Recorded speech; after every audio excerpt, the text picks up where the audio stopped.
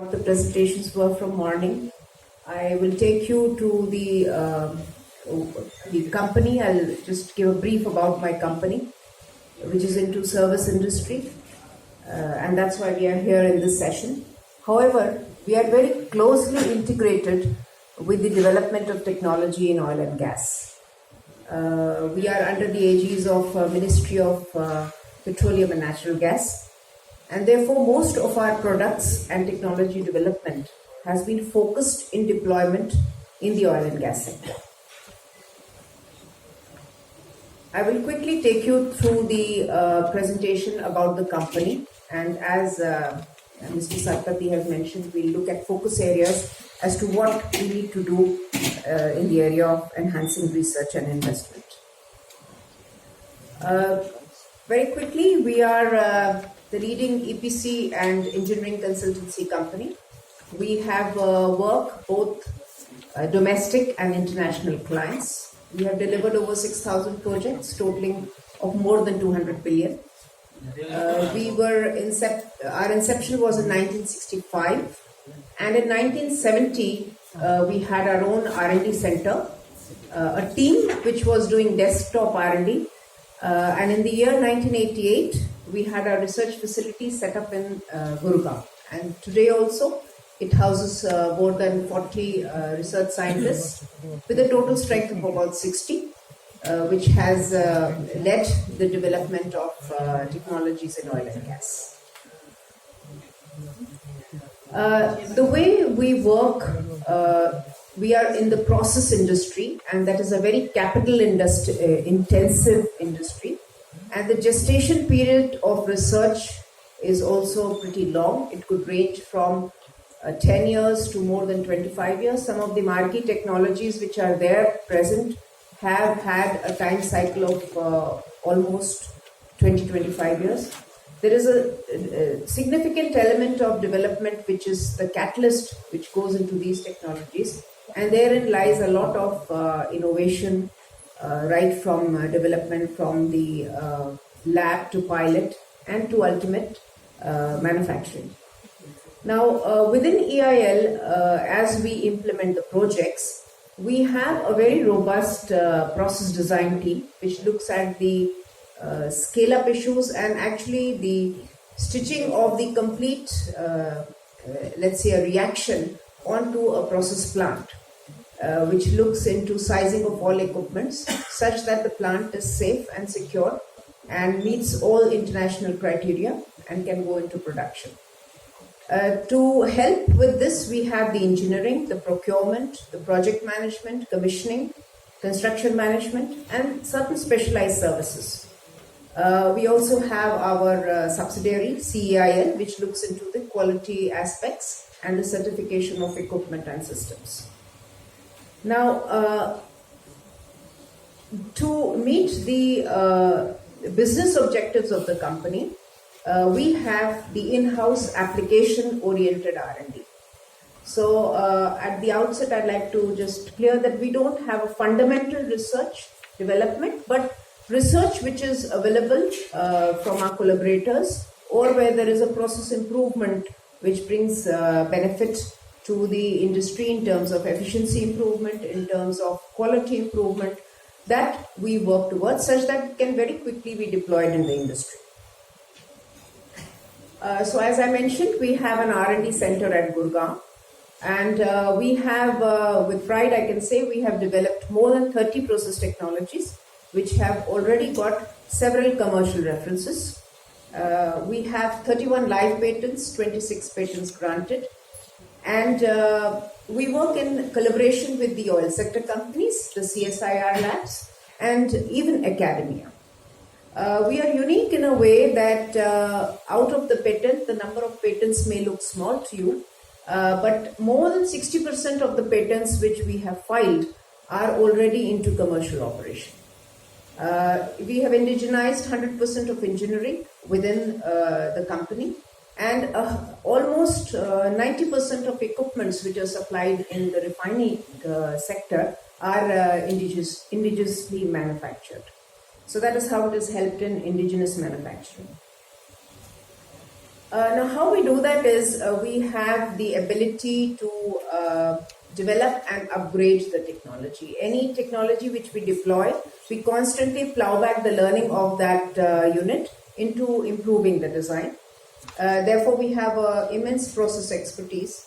The forte that we have in terms of the catalytic processes is reactor design, wherein we do the internals, we do the hydrodynamics, we can do kinetic modeling, we can do a lot of simulation studies which are not commercially available, and we can tailor make the simulations and mathematical model for that particular process. We have a lot of specialized services which dovetail with the technology development, like computational fluid dynamics. We have in-house programs for doing heat pinch analysis, and dynamic simulation also we undertake for existing equipment. As was mentioned in the opening session, there is a focus on reduction of import bills, and we have now a team which looks into the energy studies of the oil and gas sector. We have successfully completed the study for the PSU refineries, and now we're looking into petrochemicals, and we have some jobs overseas as well. This is our technology basket. It is expansive. It covers the refinery process technologies, the gas processing area. We have some hardware which we have designed and developed and deployed, and a whole gamut of technologies under the environment related areas. I will now share with you three the ways that we invest in R&D projects. Essentially, it is to develop technologies and improve the equipment performance. Extensively, we have done collaborative research and deployed indigenous technologies. One other example I can quote is the wax technology, which is now in Numaligarh, where the GRMFVC, the refinery, has jumped up almost 2.5 times to initial. This is a very high-grade wax, which we have co-developed with CSIR-CBRI. We are robust in doing the scale-up methodology. Now, we work in 3 models. One is we finance our own research. We do a lot of collaborative research. Recently, we have also undertaken commercial projects from our sister oil company, which they have given to us to do a research and develop the project, and they would implement it in their own operating facilities. I will take you to 3 key areas which have impacted. Yes, I will do that, sir, in about 2 minutes. 3 key areas. One is the hardware. This actually shows the way we have integrated the mathematical model, the CFD, and the design, which we have tested in our R&D and commercially deployed. The second project, as was also mentioned, we have large reserves of coal. So we have a focused approach to look at coal to liquid technology, which has the gasification technology for high ash Indian coal. This is a large funded project by CHT. We are working with this with BPCL, and Thermax is our partner for the gasification island. This is over 33 crores of investment, which is happening. Looking at cleanup, and then going syngas going to several poly generation routes. This particular project is for FT synthesis. This is a recently completed project wherein we have from lab to commercial developed the desalter technology, which goes into the crude and vacuum distillation unit. This, if you can see on the left side, is the 3D model, and the right side is actual skid, which is implemented in BPCL Kochi. And this has also been done by jointly with BPCL. And we are now ready to deploy this. I'll just add another element into the R&D. We have dovetailed our startup program under the ministry, which is mandated to the oil sector companies, into R&D, and some of the projects which are emanating out of the startup, some of the interesting projects, we will look at scale up and funding and support such that it helps in expanding the horizon of technology.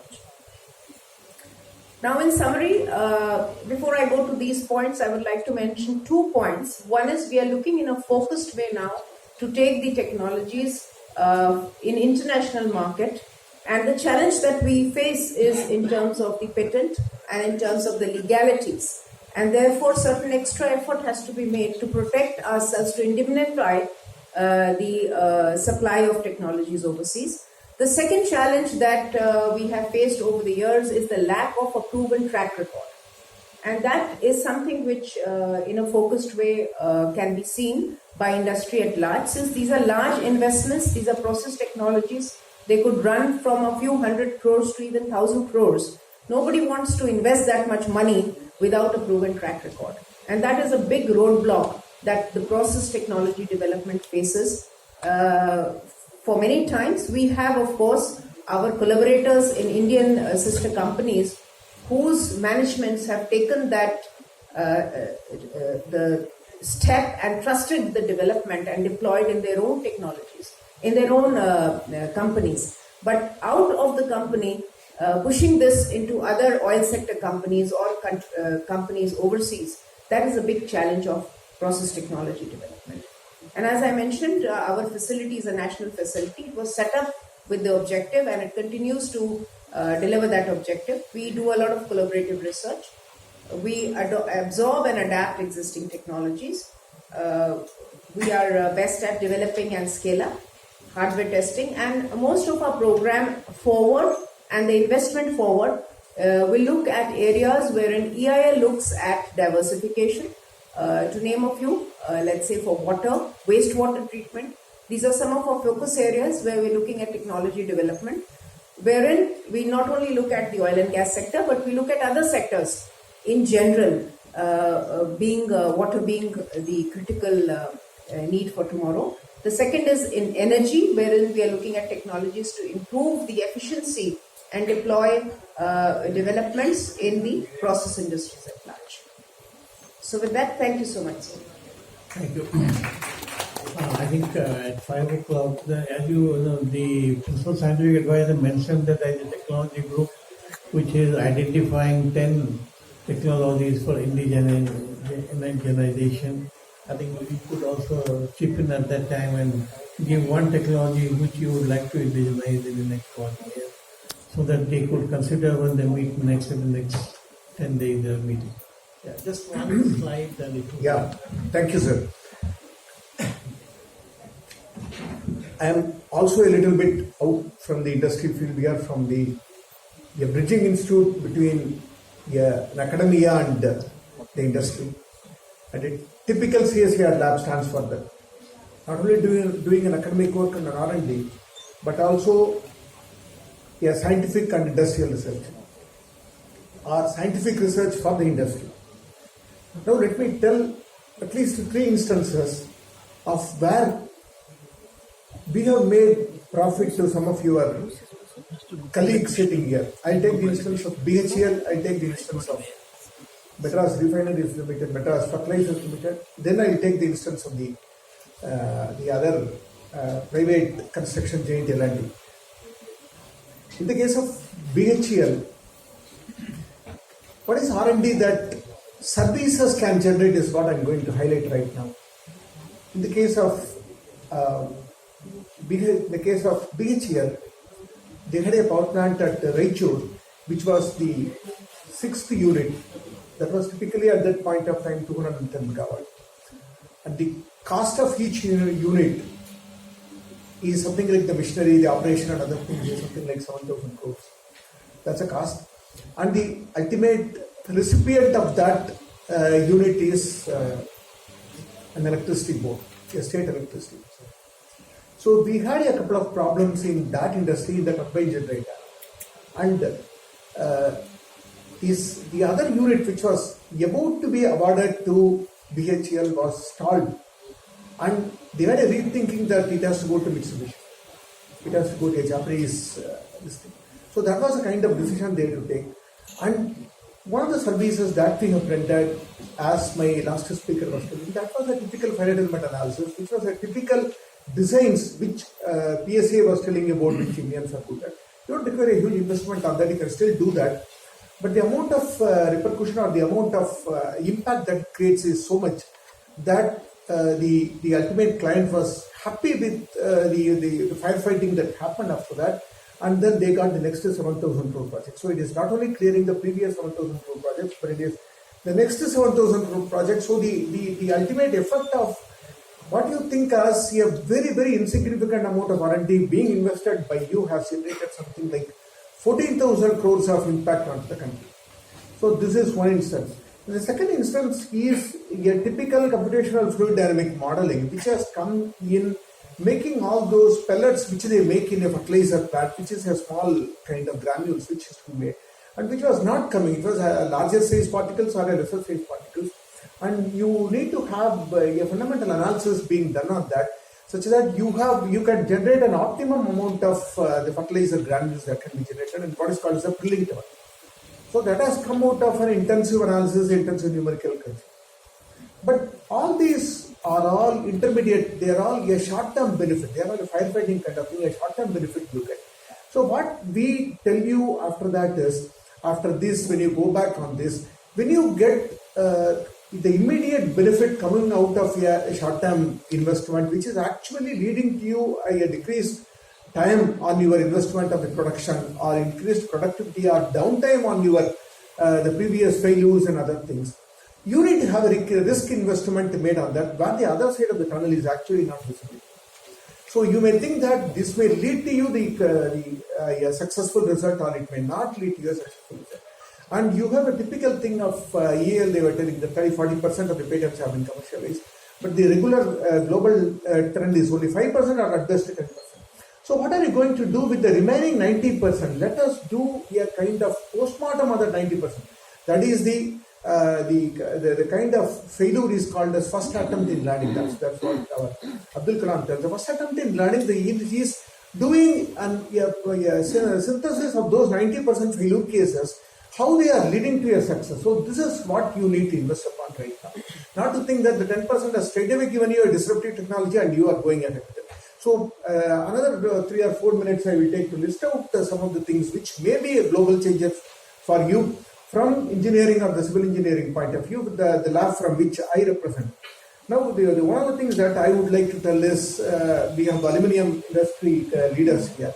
The geopolymer is the cement-free kind of binder. So you need to think that how we can take it forward. That's a binder where you don't use what is called the calcium silicate hydrate. And you can use a binding depending upon it becomes a kind of proximity government. So some places will give you a good geopolymer, some places may not. Then the second one is what is called the lime calcined clay cement. Already the industries are coming in for taking that, where you can have a clinker replacement of something like 40 or 50%. So I don't know whether you understand what is the break-even of a typical cement industry. The cement industry has one of the lowest break-even years of something like 4 to 4.5 years. That is where big investors typically come and invest on that. Power plant is also used to be previously a good break-even kind of thing. And lime calcined clay cement, where you can have a replacement, is one of the important things where you can put your money on. And depending upon all those electronics industrial leaders who are present, one of the things that you need to concentrate, Mr. Mahesh or somebody else who has been talking, the Internet of Things for wiring, Internet of Things for piping, Internet of Things for wiring, what I am going to tell is all those fire hazards for a typically retrofitted kind of old buildings or heritage, we need to do what is called the IoT of wiring. Then we need to concentrate on that. Another important opportunity field for you is indoor air quality kind of thing. I don't know whoever is the industry working on that. Now we are past that period in Delhi. You have seen that at least 2 months in Delhi, you will see that all the construction sites have gone. Not even a single bag of cement has been sold. And that's a big erosion from the economy. You will see that the economy is getting a slump on these days. And the construction site dust control is another important area that we need to work together. I do not know whoever is the industry that you can come for. Then another important thing that I would like to throw you upon on the game changer from the civil engineering industry point of view, it is the building information modeling that you need to work on. I don't know how many of you are, including engineers India Limited, how many of you have your design this thing working on that. So kindly gear up to that. CSIR is that to help you on BAM kind of support you such that you can do the whole town BAM also possible. The Dehradun BAM can be developed such that you can have a whole industry. And the last but not the least, I'll tell you an instance of how one of the collaborations with the L&T has led to a result where the fire kind of rating for a typical structural engineering generally goes by higher the thickness, higher the fire rating. Actually, This is a typical case of not known unknowns, but the unknown unknown. Please take into your mind. You should have an interest on what is called as unknown unknown. The other side of the tunnel where you do not know what is going to come. But we don't want you to be, we would like you to instill your interest, we would like to instill your confidence by telling that we are going to work on certain problems where your time will be saved, your money will be saved, your economy will be achieved. Based on it, have a risk investment on an unknown. What I am going to tell is, the L&T has stumbled upon a thing along with L&T, a CSIR Institute, like the Central Building Research Institute we have done, not necessarily a higher thickness helps, a lower thickness actually helps. So this is actually a boon for them. They are going to conserve on the amount of concrete they are going to put onto that. And I have nothing else to say on that. I have, even though I don't have a presentation, I was asked an hour back to work on that. We will look forward to have interaction more with you in the coming days, in the coming hours. And thank you very much.